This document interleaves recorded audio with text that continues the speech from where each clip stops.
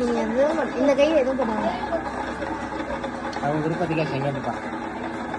நான் அவங்கள்ட்ட எதுவுமே சொல்லலை.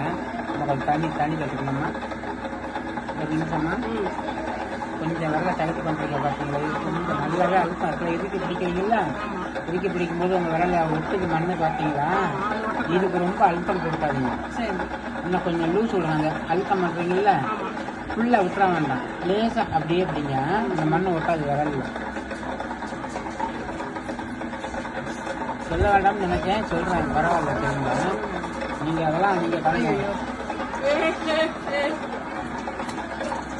What this is, mommy. Slow, mommy.